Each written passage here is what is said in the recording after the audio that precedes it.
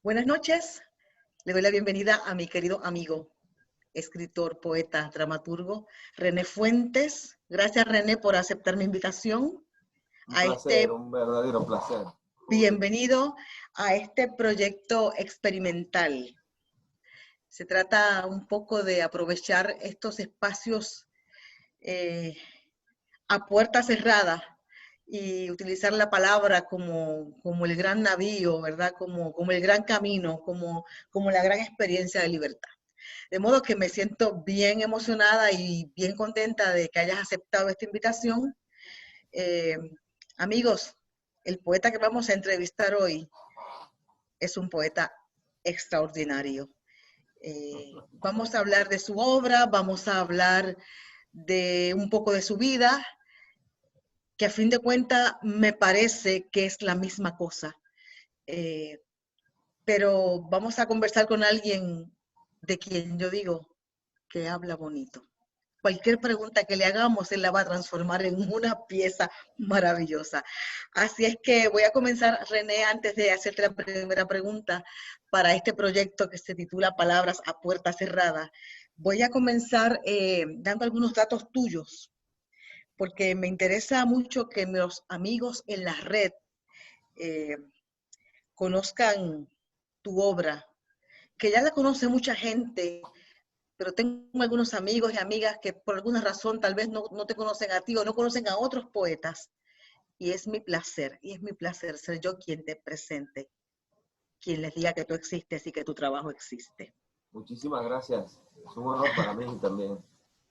Gracias, René. Les digo, amigos, que René Fuentes nace en Bayamo, Cuba. Es ciudadano cubano y uruguayo. Como les dije, es poeta, narrador y dramaturgo. En su país de origen obtuvo varios reconocimientos literarios. Entre otros, en 1994 ganó dos premios Abril por el poemario Los Gallinazos y ganó el premio Abril por el libro La Bufanda. Ambos libros fueron publicados en 1995. Los Gallinazos, además, obtuvo el premio Pinos Nuevos, otorgado por el Instituto Cubano del Libro. En Uruguay, ¿dónde reside? La tierra de Benedetti. Desde 1996 ha recibido otros reconocimientos literarios y publicó Las Trampas del Paraíso, la novela Las Trampas del Paraíso, en el 1996. Publicó La Ida por la Vuelta, publicó Una oscura pradera va pasando, publicó Postales que nadie pedía, y en el 2006 El mar escrito, que es una novela, Premio Nacional de Literatura. Silbidos dispersos, Premio de Poesía de la Intendencia de Montevideo en el 2009, Noveno Círculo, novela en el 2011, Caballo que ladra, Premio Onetti de Poesía en el 2013, y Periplo Cerrado. Es este libro que tengo aquí, por suerte, casi se lo arranco de las manos al poeta en nuestro encuentro en Cartagena. Por suerte, qué alegría contar con un ejemplar de un libro de René Fuentes. Debo decir además que René ha colaborado como periodista cultural en publicaciones uruguayas y extranjeras, y en el 2002 la Facultad de Comunicación y Diseño de la Universidad ORT de Uruguay le otorgó el premio a la excelencia docente. En el 2006 fue uno de los poetas iberoamericanos invitados a las segundas lecturas de primavera organizadas por el Ministerio de Cultura de Argentina y por el gobierno de la ciudad de Buenos Aires. Su obra de teatro, Un gaucho, dos gauchos, 33 gauchos, fue finalista del Premio de Teatro Breve España 2009. En 2016 obtuvo varios reconocimientos literarios, entre otros el Premio Internacional de Poesía Blas de Otero, Villa de Bilbao, en lengua española, por Guitarra del Mesón, y el Premio Nacional de Literatura en Uruguay por Caballo que Ladra. En julio de 2017 ganó el 6º Premio Internacional de Novela Fundación Monteleón, España, por el libro La mano que el perro llevaba en la boca en el 2017. Y, como si fuera poco, en diciembre de ese año ganó el Premio Iberoamericano de Poesía, debo leer Marosa, de poesía Marosa de Giorgio, por el libro Hidalgos. Varios de sus poemas y relatos han sido publicados en antologías. De este poeta, con este escritor, dramaturgo, vamos a conversar. René, la primera pregunta que te hago. Con ese peso de premios en tu mochila, ¿de qué te han privado esos premios? Siempre pienso, hubo hace un par de años, más o menos, que hubo una graduada de mi universidad, una periodista joven, que me entrevistó en base a los premios y demás, y yo le decía lo siguiente: no hay que escribir para los premios, yo tomo los premios como un entrenamiento. Siempre me gusta reconocer que he perdido muchos premios y bueno, he ganado otros. Entonces, ¿de qué me han privado? Yo creo que mayormente me han dado algunas satisfacciones, me han permitido, digamos, publicar los libros, o sea, he tenido la oportunidad de publicar muchos libros o varios libros con los premios, de incidir, digamos, en la percepción de lo que se escribe en diferentes lugares, en base a lo que se premia y a lo que se publica alrededor de los premios. Pero en cuanto a privaciones de los premios, quizás a veces no conocer, muchas veces, obras que no ganan o autores que se alejan del circuito de los premios. Quizás esa es la mayor falta que yo le he hecho a los premios, ¿no? Que hay veces, por ejemplo, hoy leí el resultado de un concurso y bueno, dije, qué interesante, me gustó más la propuesta de las menciones y del otro autor que tuvo una primera mención que justamente el premiado. Entonces, bueno, muchas veces eso es lo que más ha hecho en falta, eso es lo que más me ha privado los premios, de no conocer autores que no se presentan a premios o que no ganan premios o que no tienen primeros premios. Eso es lo que más yo veo en falta. Lo demás siempre es una opción de uno presentar, perder, a veces ganar, preparar los libros, eso sí está bueno de los premios. O sea, el rigor de uno manejar un nivel de determinada calidad en la escritura, pero también en la edición de cómo uno presenta, ¿sí? Los trabajos a los premios. Me gustan, sobre todo ya es algo que tengo muy en cuenta, no presentarme a premios donde los requisitos de presentación son mínimos, porque ya eso implica, digamos, que el criterio de evaluación tampoco va a ser muy bueno. Entonces, jerarquizo mucho la calidad de lo que pide el premio y digamos, la forma de presentación de los libros, ver las ediciones que tienen, en las colecciones que se publican esos libros. Entonces, esos son otros aspectos que con los años he ido evaluando los premios y me parece importante tener en cuenta, ¿sí? Muy bien. Eso es lo principal, lo que más valoro. Bien. René, háblame un poco del binomio infancia-paisaje, tal vez en este caso infancia-paisaje cubano. Esos paisajes de tu infancia, ¿qué tú recuerdas? Háblame de ellos. Bueno, diría que podría ser por libros y por géneros. Brevemente así te podría decir que en verdad voy a decirte algo que nunca he dicho en ninguna entrevista, ¿sí? Lo saben algunas personas de mi familia y nada, esto nunca lo había comentado. Inicialmente yo pensé dedicarme a la pintura y bueno, en una etapa de mi vida hice algunos catálogos para algunas exposiciones, tomé algunas clases de dibujo, estudié mucho artes plásticas desde el punto de vista teórico, en cuanto a vanguardias históricas y demás, y disfruté mucho de las artes plásticas. De hecho, este, para mí ir a un país, a una ciudad, visitar museos, es quedarme con el acervo histórico de todo lo que pueda asirme, ¿no? Pero en definitiva no avancé por ahí, no hubo manera de dedicarme a la pintura, pero sí reconozco en varios libros una vocación, digamos, pictórica y descriptiva, diría que sinestésica, ¿no? Porque incluye allí varios sentidos y trastocar y mezclar sentidos en la manera de tratar de describir y de asirme de aspectos descriptivos y algo más que me gusta llamar una especie de poesía antropológica, ¿ves? Me gusta pensar en una noción antropológica de la poesía que no se quede en lo figurativo, que no se planta tampoco en lo abstracto, sino que es una percepción múltiple de todo lo que incluye, ¿no? Formas de aprendizaje de la antropología moderna, ¿no? Bueno, llevarlo a la escritura. Entonces, ahí diría, por ejemplo, hay libros, estoy pensando, por ejemplo, en Postales que nadie pedía, que fue un libro que escribí y publiqué, fue uno de los primeros libros que publiqué en el Uruguay de poesía, de otra poesía, ¿sí? Porque son poemas en prosa.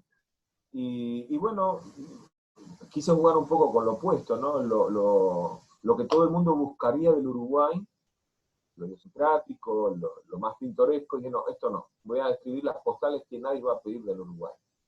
Y escribí ese libro que me dio muchas satisfacciones, bueno, a muchos les gustó, otros los enojó, otros dijeron, pero ¿cómo este cubano va a escribir así del Uruguay?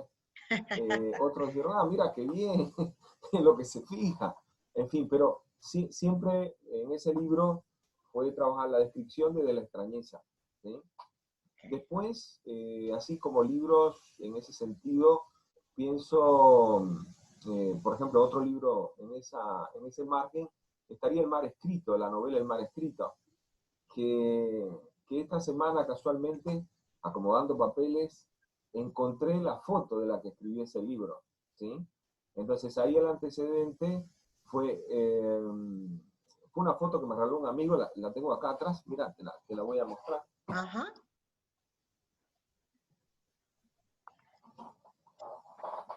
Esta foto me la regaló un amigo, pintor, Diego Vidar, fotógrafo, Wow, mejor qué dicho, ¿sí? bella.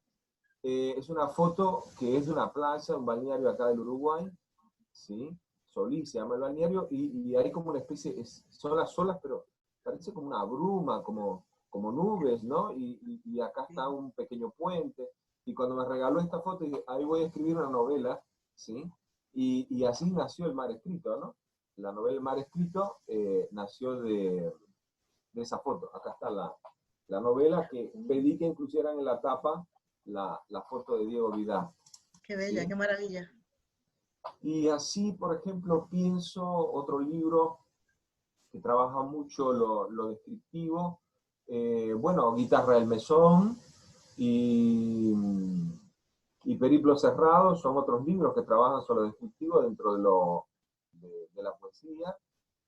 Y pienso también que en ese caso la influencia es otra, la influencia viene más por haber leído al escritor argentino Roberto Ar, y Roberto Ar fue un gran cronista de una época en la Argentina, pero hizo las llamadas aguafuertes porteñas y retrató como nadie, creo, al mundo porteño de entonces, pero también hizo aguafuertes del Uruguay, hizo de San Pablo, en fin, era un retratista con la escritura muy bueno, pero maravillosamente extraordinario, ¿sí?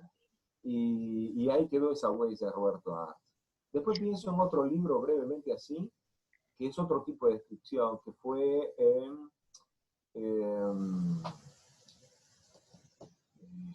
es una parte del libro en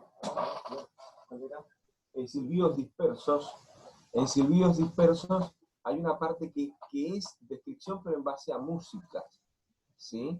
Y Hebras del Adiós, que es esa parte, ese libro, que a mí me gustó mucho. mucho escribirlo porque fue un gran placer. Son textos descriptivos en base a la película La mirada de Ulises, del director griego Theophilus Lupoulos. Entonces, es ese viaje enorme, ¿no?, de los hermanos Pitakis por los Balcanes, y todo el recorrido, y aquella música extraordinaria. Dije, ahí hay un libro.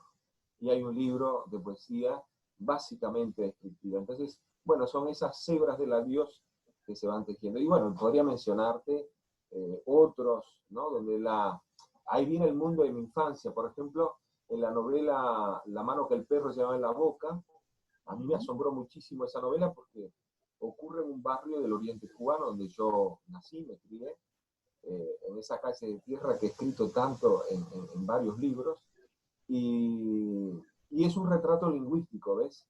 Es un retrato más desde lo lingüístico, porque es un retrato de cómo se hablaba en Cuba en una época, en esa región, y lo escribía y volvía a construir los personajes desde el habla de entonces. Y a mí me asombró muchísimo, ¿sí?, que un gran académico, un gran lingüista, como Salvador Gutiérrez, me llamase un día de madrugada acá en el Uruguay, y era 5 horas antes, después en España, bueno, la diferencia es 5 horas, y me hablase más de una hora por teléfono de cómo era la vida de esos personajes, y me describía a Felicia, a Nandito, ¿no?, a todos los personajes me lo describía, y me describía cómo hablaban. Para mí, esa ha sido de las mejores cosas que me han pasado con los libros, porque fue retratar también la lengua. En definitiva, en su conjunto, creo que he trabajado mucho las descripciones, pero no solamente la descripción desde lo paisajístico, sino también desde lo sensitivo, lo emotivo, lo idiosincrático, lo antropológico, lo lingüístico, ¿sí? Entonces, en varios de mis libros, en un género o en otro, bueno, la descripción es un componente importante, incluso para narrar.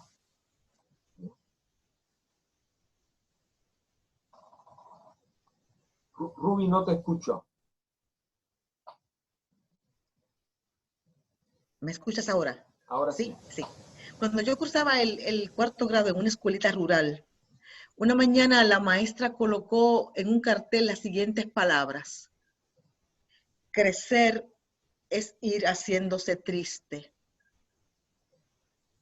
¿Tú estás de acuerdo con esa afirmación? En parte sí. Yo le agregaría un adverbio, es decir, crecer es ser diversamente triste, ¿sí? El adverbio de modo diversamente. ¿Por qué? Porque en la diversidad de las tristezas, algunas no tienen el dejo lastimoso, angustiante, sino son tristezas a mi gusto, a mi criterio, a mi experiencia, también de la comprensión, de la reflexión, de ver la vida desde otros ángulos, de reencontrarse con cosas que inicialmente en el ímpetu de vivir uno a veces no percibe, pero sí implica otro nivel de tristeza. Pienso, por ejemplo, un poeta que hemos conversado en algún momento, por ejemplo, Juan Ramón Jiménez, en su vida, bueno, tenía allí, digamos, otras situaciones de angustia, de depresión, pero hay una construcción de la tristeza muy importante en Juan Ramón, como está en Vallejo, como León Felipe, en fin, podría mencionar, o en otras lenguas, Saint John Perse, podría mencionar, o sea, varios poetas que digo, bueno, hay una construcción también de la tristeza, pero en esa diversidad que te da otro estado de reflexión. O sea, que agrego el adverbio, ¿no? Diversamente, ¿no? Me gusta más tu línea que la línea de la maestra. Dos nombres de amigos de tu infancia. ¿Y por qué? Dos nombres amigos de mi infancia. Qué buena pregunta, qué maravillosa, porque te agradezco esa pregunta, porque es de lo que a veces uno no habla y para eso escribe, ¿no? Para reivindicar la amistad. Yo diría que en mi infancia, por ejemplo, pienso en mi amigo Rolando Rojas, ¿sí? Pienso, por ejemplo, en Rosa, ¿sí? Que no éramos muy amigos, pero han pasado los años y bueno, es una vecina que siempre está bien recordar, ¿no? Es decir, en la niñez pienso, por ejemplo, también en primos, ¿sí? Yo le decía a mis hijos que tienen pocos primos, que bueno, yo fui un niño con muchos primos, y primos que nos encontramos en el campo, en pueblos, que era la procedencia de nuestras familias.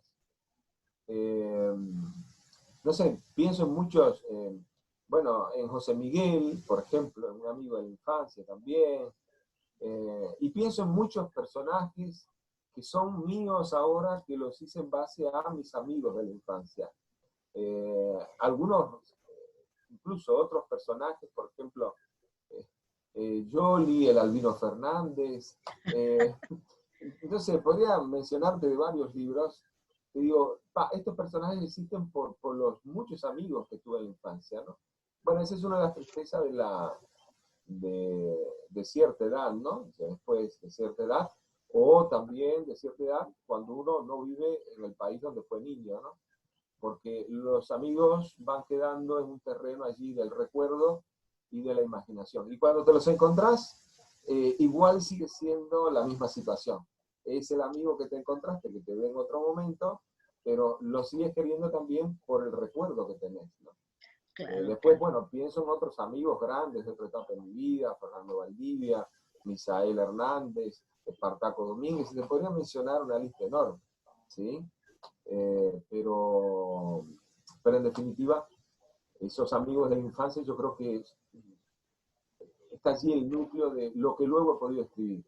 En Los Gallinazos, por ejemplo, el primer libro de poesía que escribí en Cuba, ¿sí?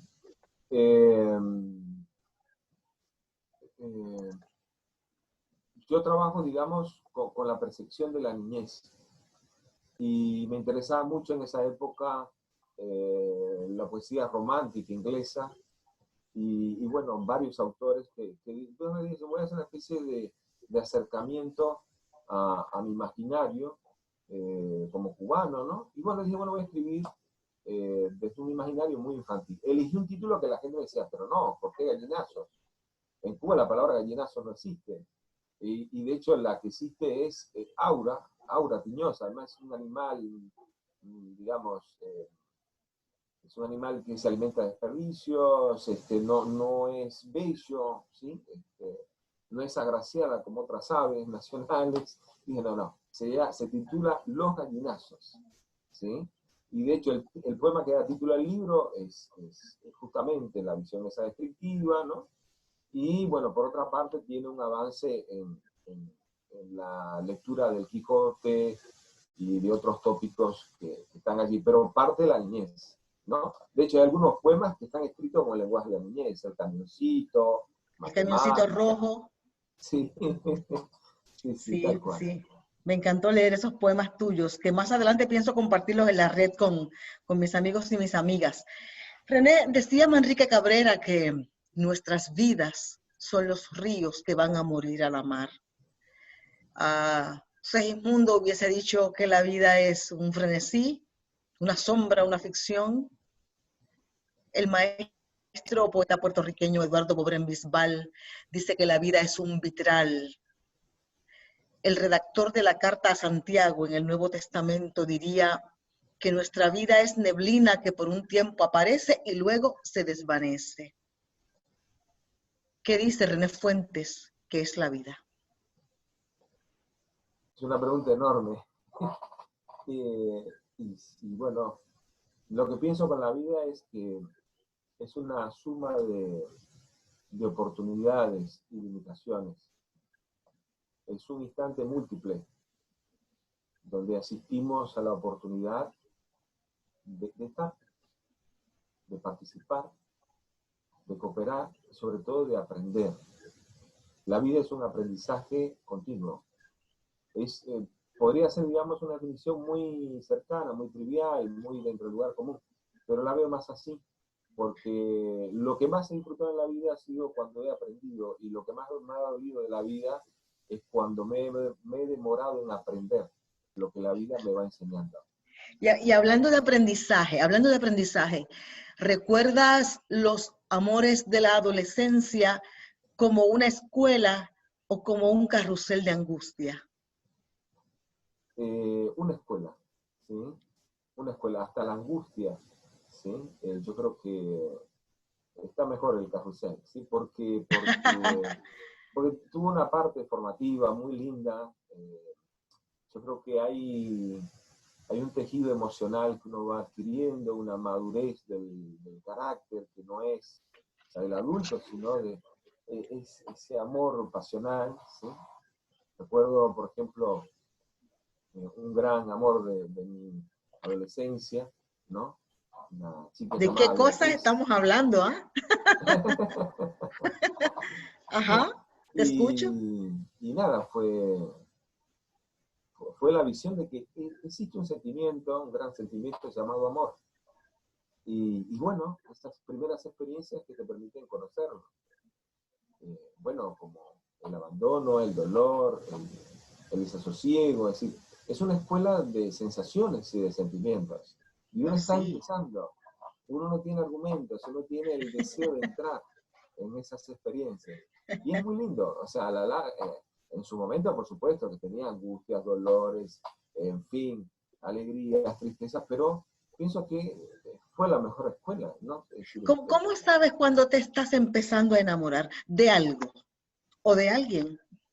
Cuando te empezaste a enamorar de alguien, ¿cómo lo diría, supiste? diría que tiene que ver con sentir lo necesario en las cosas cotidianas.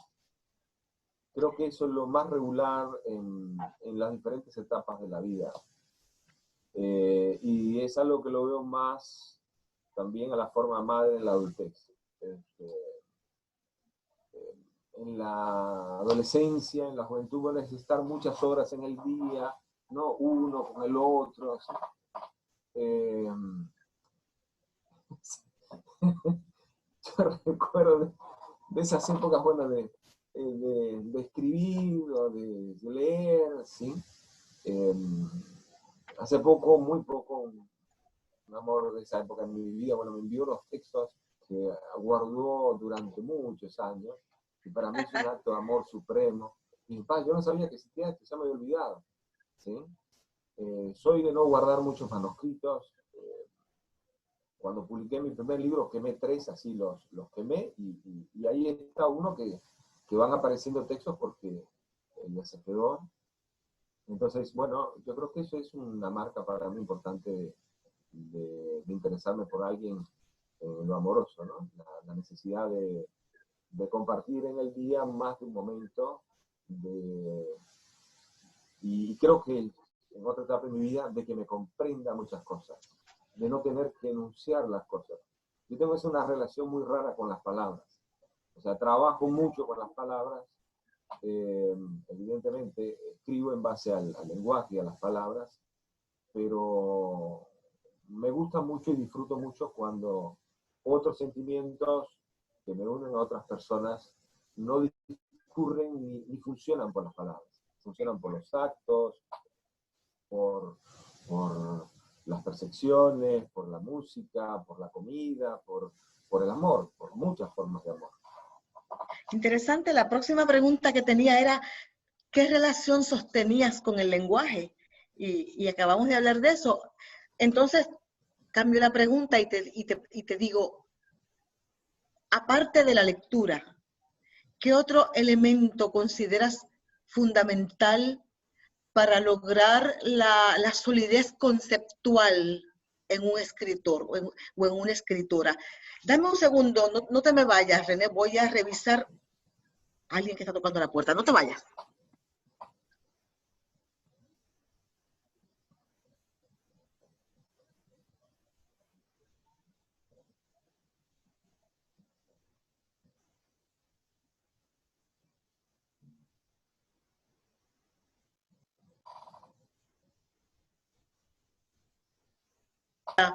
Atendí.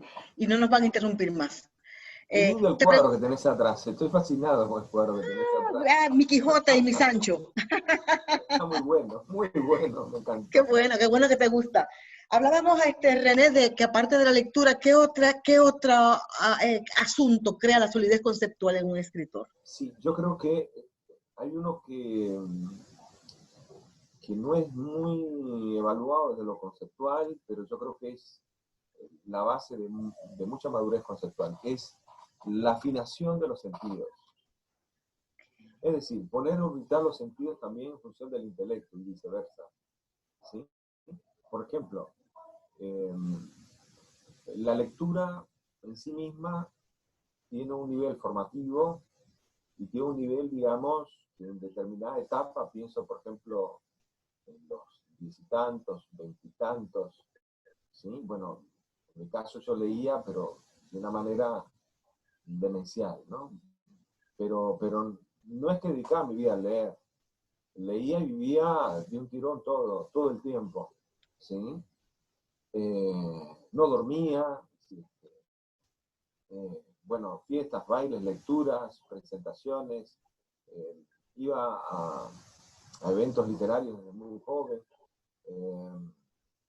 me sabía de memoria en esa época los poemas, pero en definitiva, lo que pienso que ayuda mucho es, en una etapa, la lectura más voraz, de explorar, de encontrar un perfil de lectura, de encontrar una estética a construir, una especie de poética en las afinidades de esa familia elegida que es la que uno construye con la lectura. Y después yo creo que en ese sentido está la otra parte, que es la solidez que te da, digamos, ser productivo, hacer productivo las experiencias, los sentimientos y las percepciones. Para mí un artista es una gran manera de reunir percepciones, sensaciones, sentimientos y articularlos con el proyecto de arte que quiera hacer. ¿Bien? Para mí eso es muy importante. O sea, la emoción vacía o la emoción, digamos, no hilada, no construida también estéticamente en base a ese acervo conceptual, bueno, tiene un camino, a mi criterio, mucho más corto. Pero los fundamentos conceptuales, cuando uno logra respaldarlo, digamos, con una hilación afectiva, con un mapa propio de los sentimientos y las emociones, bueno, ahí hay una base importante para el estilo, y el estilo siempre es conceptual. El estilo es parte de la madurez elegida que un artista se propone. Entonces, el estilo, si uno lo concibe simplemente con propuestas o de forma propedéutica, lo que quiera hacer, no, el estilo tiene un sentido profundo cuando está arraigado en esa madurez conceptual que la sostienen otros elementos, que son los que nos unen a todos, ¿no? Son los sentimientos, las emociones, las experiencias de vida, ¿bien? Entonces, cuando uno conecta eso, ¿qué es lo que te vincula a los otros? ¿Qué es lo que te hace un ser humano y social? Y te vincula con nosotros, pero tenés el otro fundamento de las lecturas, de los procesos de creación, digamos, en la madurez de lo que llevan, de los vínculos, de las buenas deudas, digamos, con los maestros que cada uno elige. Bueno, eso tiene, a mi juicio, otro provecho, ¿no? Bien. Hablando de las cosas que nos vinculan, me pregunto, ¿ante qué obra artística te has quedado varado inevitablemente? Por suerte varias, pero te menciono algunas, así. Eh, Hay un artículo que yo escribí hace unos años y fue el único artículo que escribí en una época porque sí, no quise, lo publiqué, de hecho lo publiqué en una revista universitaria de la Universidad del Trabajo que la editaban los estudiantes y este artículo lo voy a escribir porque sí, no quiero que nadie me pague nada, no tiene otro sentido que el deber de devolver con este artículo lo que en ese momento yo sentía que le debía a Cervantes. Y se lo sigo debiendo, ¿no? Entonces ahí tenés un libro, por ejemplo, ¿no? El ingenioso Hidalgo, Don Quijote de la Mancha, es un libro que yo leí varias veces en mi vida. Y para que tengas una idea, una de las lecturas del Quijote la hice en el servicio militar. Eso está en otra novela mía, en el mar escrito, y yo andaba con el fusil, el casco, la bayoneta, ¿no? Y traía una especie de morral, ¿no? Con la careta antigás, ¿sí? Y bueno, la mochila con proyectiles, cosa que eso era un soldado, ¿sí? Y yo traía ahí una edición cubana de los 2 tomos del Quijote de la Qué Mancha. maravilla. Entonces, te digo ese, por ejemplo, ¿no? Bueno, pienso, por ejemplo, la edición cubana que hizo Casa de las Américas de la poesía de César Vallejo, por ejemplo. Fue un libro que se me deshizo. De todas las veces que lo leí, lo traía, le caía aguacero, me iba a una fiesta, bailaba, lo dejaba, lo buscaba. O la poesía de Bertolt Brecht, por ejemplo, en otra época. O pienso, por ejemplo, musicalmente, que me degeneró otro libro, saqué otro libro de ahí. Todas las canciones, por ejemplo, de Alfredo Zitarrosa en el Uruguay. La voz de Alfredo Zitarrosa, el temperamento, el color de la voz de Alfredo Zitarrosa, sus letras, para mí fue un hallazgo, por ejemplo, en este país, bueno, musicalmente, ¿no? Pienso, por ejemplo, pensando, por ejemplo, bueno, las pinturas, ¿sí?, del Bosco. Cuando yo fui la primera vez, sí, a España, ¿no? Y que pude ver los originales de varias pinturas del Bosco, y bueno, de otros pintores de la pintura flamenca, pero el Bosco principalmente, no podía moverme siquiera, no quedé allí. O cuando vi, por ejemplo, las pinturas negras de Goya, por ejemplo, para mí fue una cosa que, bueno, acá, o pienso cuando hace muchos años entré al Poliforum de Sequeiros en Ciudad México, y bueno, para mí fue otra sensación de, bueno, estoy en medio de. O, por ejemplo, esto es una anécdota muy particular. Yo admiraba mucho al poeta cubano Eliseo Diego, y nunca me permití, ni a él ni a la mayoría de los poetas en Cuba que conocí, sobre todo si eran de generaciones mayores, podía verlo y no hablarle, ¿no? Y una vez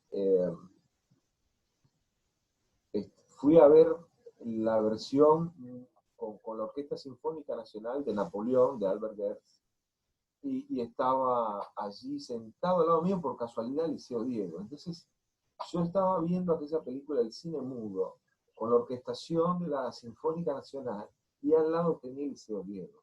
Entonces era el efecto múltiple, ¿no? Es decir, de ese estado de la percepción, ¿no? Que reconocía Stendhal, ¿no? De esa, bueno, estar en el estado del arte, ¿no? La percepción del arte.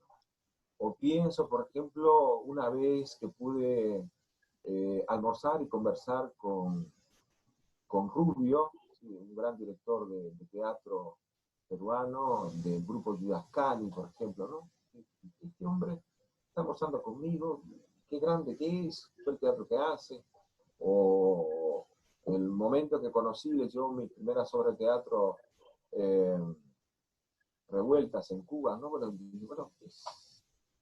son momentos, obras artísticas y artistas que creo que son inolvidables. Podría mencionarte muchos, de música, de teatro, de danza y de literatura, muchísimas, muchísimas. Sería interesante tema para un libro. Sí, sí, Sí, sí. el fulgor de esos instantes, porque son instantes, tienes mucha Sí, sí, razón, son son instantes. momentos profundos, Claro. momentos profundos. Bueno, Beethoven y Bach, por ejemplo, los encuentros con parte de su obra musical. La novena sinfonía, la primera vez que la escuché completa fue en La Habana. Yo cuando fui a estudiar a La Habana, siempre me consideré un oriental, ¿sí? Por eso digo que soy oriental doble. Oriental en mi procedencia en Cuba y oriental donde elijo vivir, en el Uruguay. Va algún verso de Alfredo Zitarrosa que dice: oriental en la vida y en la muerte también. Sí, yo creo que es el epitafio que más se me acerca, ¿no? De hecho, lo elijo. Si tuviese que elegir un epitafio, ese sería el mejor, el que más se ajusta a mi proyecto ético, ¿sí? De la existencia. Oriental en la vida Y en la muerte también. y en la muerte también. Interesante, muy bien.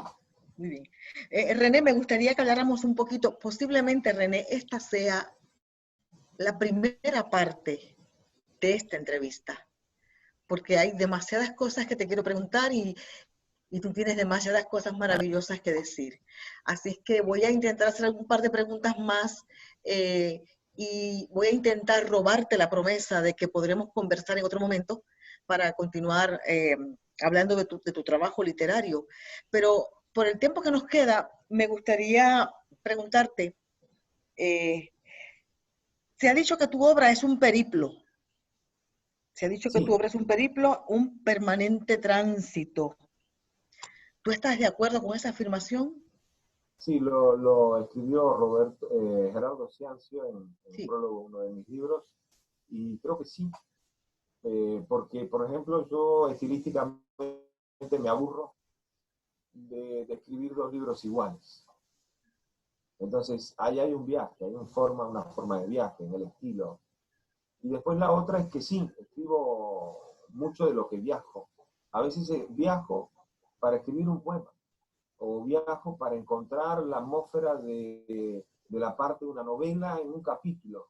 O a veces, en la medida que viajo, entro en un proceso perceptivo y digo, acá hay una historia. O sea, los viajes siempre me traen un resultado creativo. Entonces, sea un viaje físico, sea un viaje estético, o del tipo que fuere, o sea en la memoria, soy un gran viajero de la memoria. Puedo recordar como, bueno, hablas, personajes de épocas. eh, bueno, son formas de viajar. Sí, sí creo que mi literatura o lo que pretendo que sea mis libros, o los que he escrito, mayormente se plantean desde varios viajes, varios periplos. Bien. Cuando publicaste Los Gallinazos, creo que es tu primer libro publicado, tu primer Sí, libro, ¿no? Cuando salieron los publicaste dos a la vez. Los Salieron a la vez Gallinazos Los Gallinazos y La Bufanda, que es de teatro. y La ¿Sí? Bufanda, sí. Pero cuando Pero Los publicaste Gallinazos es mi primer libro de poesía. cuando publicaste tu primer poemario, Los Gallinazos, ¿anticipabas todas las satisfacciones que este libro te iba a proporcionar? Dos premios. No, para nada. De hecho, lo menciono en otra novela mía que se titula, la primera novela que escribí se llama Las trampas del paraíso. Y es una novela muy autográfica. Todavía los que la leen y demás siempre reconocen allí más humor que las posteriores. Y hay una anécdota que yo prefiero, es que cuando me avisaron que gané el premio Abril por ese libro, y bueno, me avisaron por los dos premios, por el de teatro y por el de poesía, yo en ese momento estaba viviendo en Santa Clara, había nacido mi hijo mayor, era una época de mucha crisis en Cuba, y, y me dio mucha alegría, sí, sí, pero muchísima alegría. Tanta alegría que salí en una bicicleta y casi me atropello un auto porque iba gritando, gané el premio, gané el premio. Porque yo no me imaginaba en mi vida que iba a poder ganar uno de esos premios. Y de paso voy a ganar dos. Entonces, bueno, creo que ¿ves? Esos son los premios que más disfruté en mi vida. Por ser los primeros y porque, bueno, era algo, nada, como yo, joven, digamos, oriental, totalmente alejado del mundo literario, más sofisticado y demás. Bueno, mira, gané esos premios y bueno, y después me fui a La Habana en otro momento a recibirlos y ahí surgieron otras historias que después narré, ¿no? Eh, no me imaginé nada jamás, jamás. Sí, sí me La dio escri- una gran satisfacción de mi padre. Yo he escrito mucho de mi padre, porque, bueno, no pude verle cuando falleció y porque tuvimos una relación difícil en un tiempo y porque yo en algún momento le prometí que iba a ser médico y después le dije, no, no, no voy a ser médico, yo me voy a dedicar a escribir. Y me dijo, ¿cómo a escribir? A partir de los 18 años, cuando yo todavía no había publicado ningún libro, pero iba a muchos eventos literarios y a talleres literarios, tenía invitaciones y demás, y empezó a salir en algunos lugares el nombre mío, ¿sí? Que es igual al de mi padre, ¿no? René Fuentes. Entonces mi padre tuvo, digamos, se aplacó un poco en la decepción que tenía de que yo, su hijo mayor, no había sido médico, como sí lo son mis hermanas, como sí lo es ahora mi hijo mayor, como mis sobrinos que están estudiando medicina, en fin. Y bueno, eso fue un alivio. Y quizás esto, mira, esto te lo voy a decir porque es importante. Yo publiqué mis primeros 10 libros con mi nombre completo, ¿no? René Fuentes Gómez. A veces ponía el segundo nombre, Alberto, otras, ¿no? Pero después que murió mi padre, dije, bueno, ahora voy a firmar como mi padre y es una manera de reivindicar a mi padre, ¿no? Y bueno, es algo que tampoco había dicho, ¿no? Y vamos, es un gesto que está ahí, que es así. Ahora yo firmo mis libros René Fuentes en honor a mi padre. Qué lindo, y gracias por compartir ese dato íntimo conmigo. Cuando renuncias a la carrera de médico, ¿lo haces porque la escritura se da en ti como maldición, como destino, como necesidad, como qué? Como algo inevitable, sobre todo la lectura y la escritura. No podía tener concentración para otras cosas. El estudio ya tenía muy claro que quería estudiar arte. Bueno, yo estudié teatro, ¿no? Inicialmente, no quería, no me veía nada cercano a las ciencias y para mí al revés, valoro mucho, pero muchísimo, el rol de los médicos, las enfermeras, enfermeros, cirujanos y demás, porque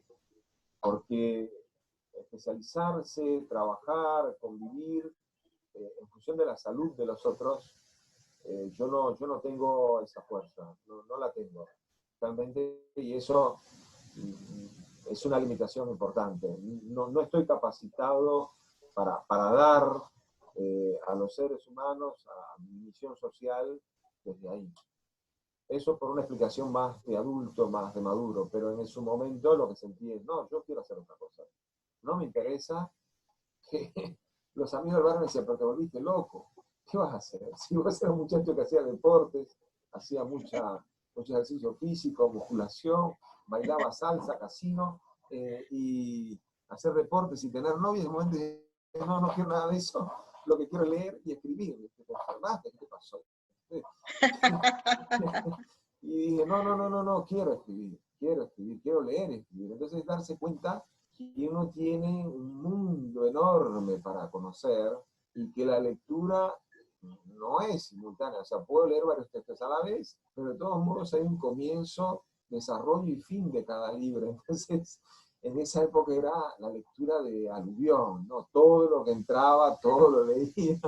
Y es un poco la vida de un gran personaje mío que, bueno, ya falleció en una novela, la última que escribí, mi gran querido Nandito, que de algún modo es ese escritor provinciano que siempre fui y soy.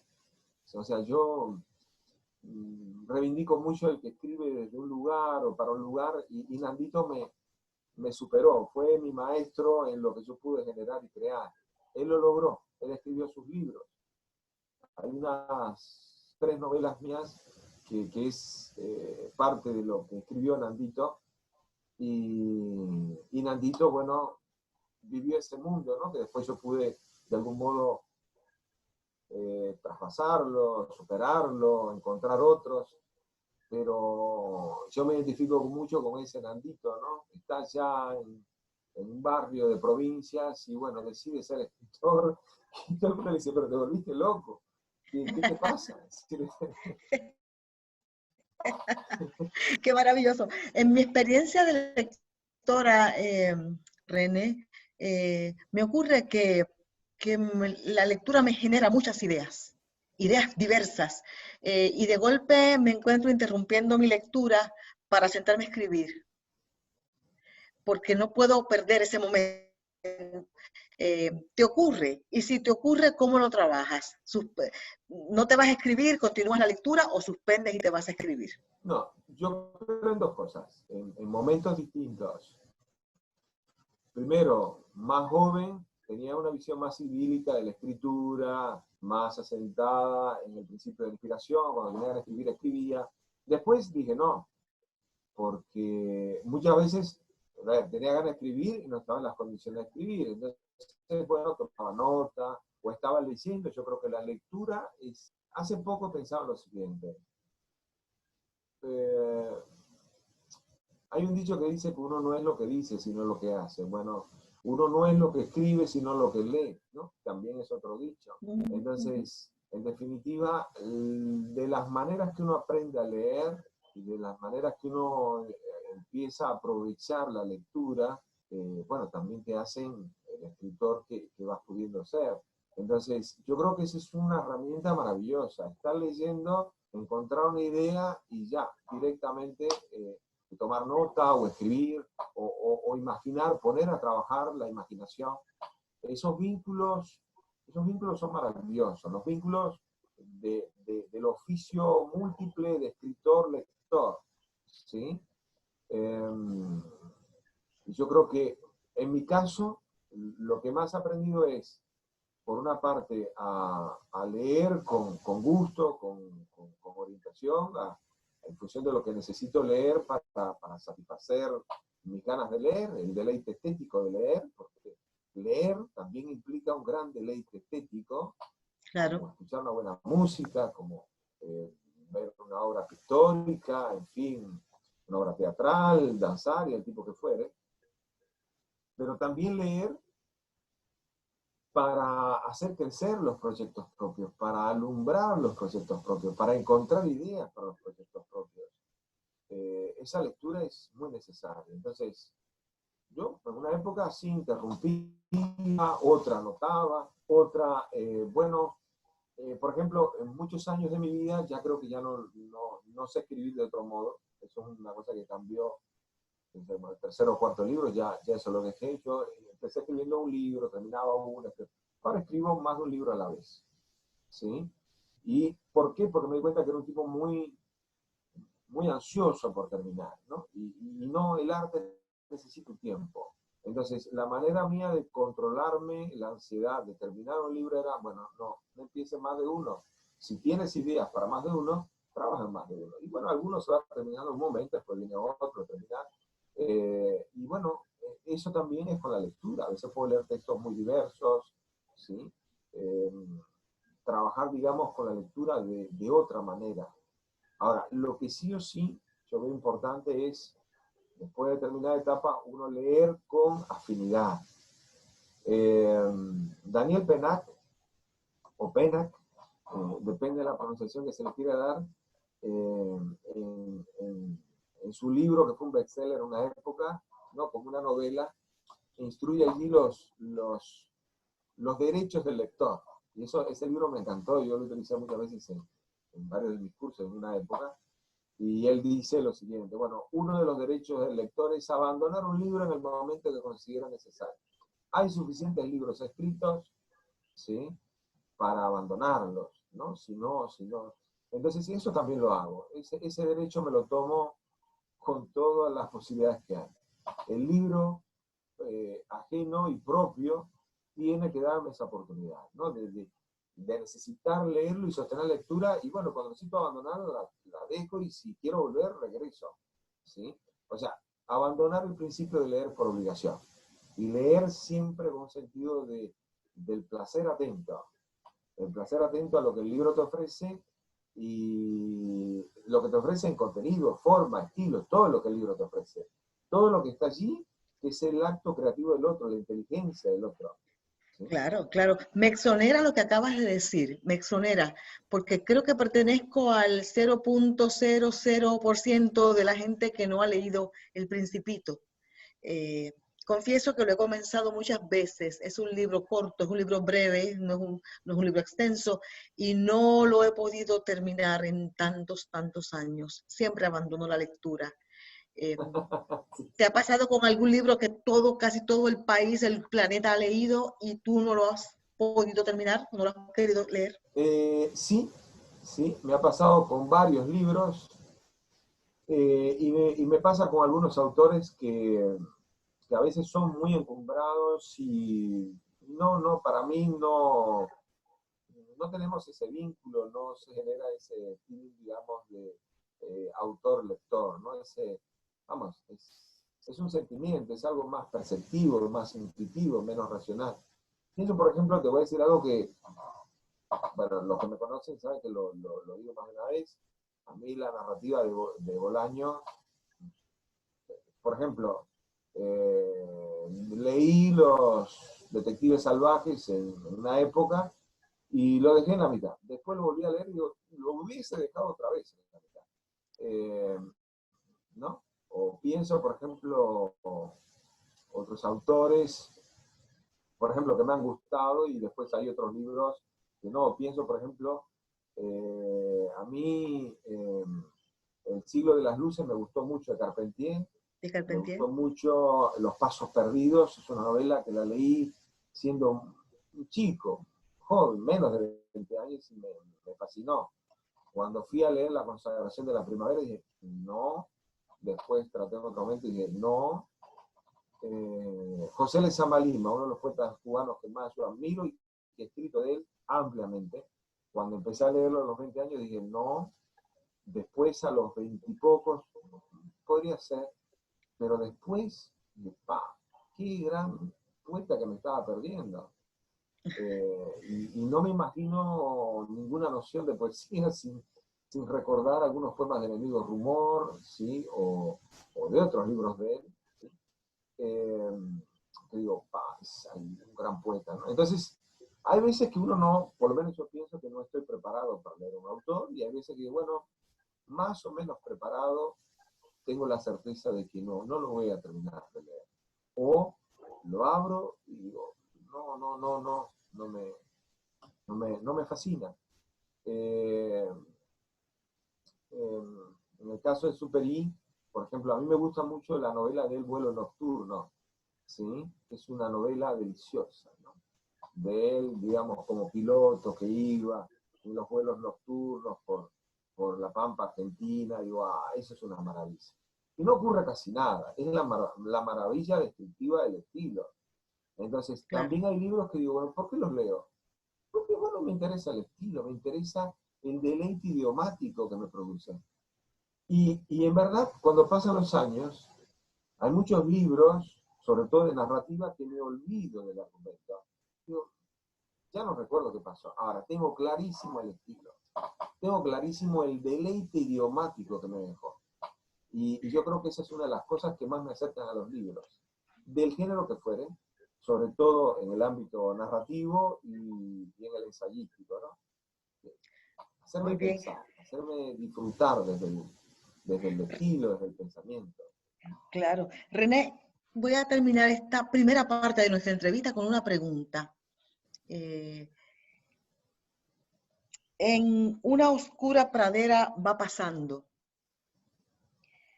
Percibo un tono lúdico, yo percibo un algo de juguemos a ver si me miras y me descubres. Esa es mi impresión. ¿Hay algo de eso en ese libro? Sí, ese libro, bueno, es un verso de Lezama, ¿no? Una oscura pradera va pasando entre los dos. Y bueno, es entre los dos, es entre el lector y quien escribe, ¿no? La voz del poeta. Entonces, hay un juego allí. En verdad, ese libro, la mayoría de los poemas son cortos, son breves, y es jugar también a la voz, darle voz a la concisión. El discurso poético es breve por naturaleza, ¿no? Así sea un canto de Rapin o un poema de Whitman o, no sé, textos que son mucho más extensos en la proporción de lo escrito, el discurso poético siempre tiene un nivel de condensación, ¿no? Conciso, condensado en sí mismo, aún más que todo discurso literario, que ya de por sí lo es. Entonces, ese libro propone textos cortos y la idea, el juego era, digamos, bueno, completa tú lo que yo no voy a escribir. El poema te ofrece algunas pinceladas y muchos puntos de fuga para que el lector desde la imaginación vaya concretando y ampliando lo que está allí en esos versos, de esos poemas. Y ese es el juego de los poemas que están allí, ¿no? En ese libro, que me propuse que fuesen poemas breves, Muy precisamente bien. por eso. Y Ese juego entre dos. podríamos terminar esta entrevista escuchando en tu voz alguno de tus poemas breves, por favor. ¿Sí? ¿Tendrás alguna mano? A ver, sí, busco alguno acá.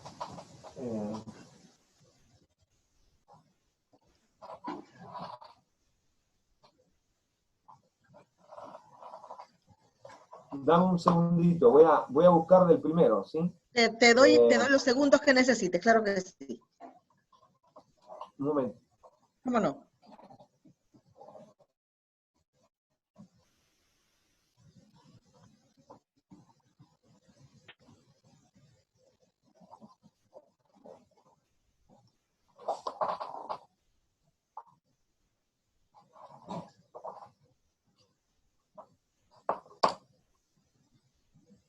Tenemos aquí ambos. Voy a leer de los gallinazos, ¿sí?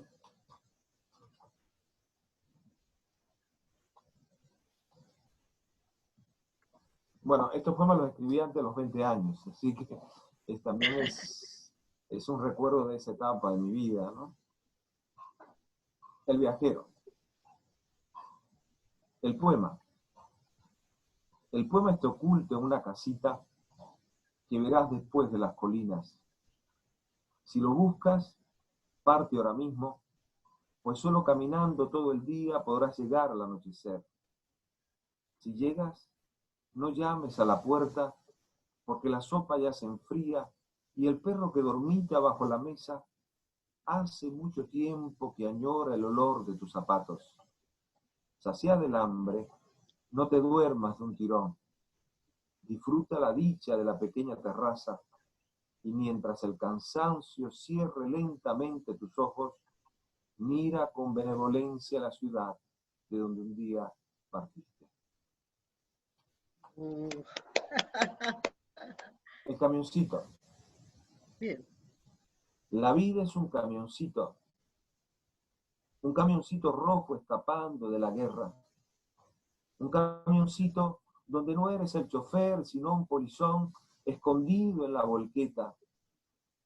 Y así pasarás por la vida, escapando siempre en el mismo camioncito rojo. Un camioncito donde no eres el chofer, sino un polizón que de pronto saca la cabeza y todos le dicen adiós como si te conocieran, como si fueras a salvarte. ¿Leo uno más? Maravilloso. Sí, uno más, por favor. Sí, sí. Los gallinazos. Y qué feo los gallinazos allí en las cercas. Parecen cruces cargadas por la oscuridad, sin un límite entre la carne y el olor de los maderos. Parece que estuvieran de hinojos en la penumbra, avergonzados de ser nombrados entre las aves. Limpia se viera la tarde sin su estampa funeraria, mas no se puede confiar toda la carroña a la vagancia de las hienas y los chacales. La muerte podría enfermarse y ante tanto peligro es mejor poner un poco de hambre en las alturas. Mas, ¿quién no huye de ser comido? ¿Quién no limpia un pedazo de tierra para guardar su bulto?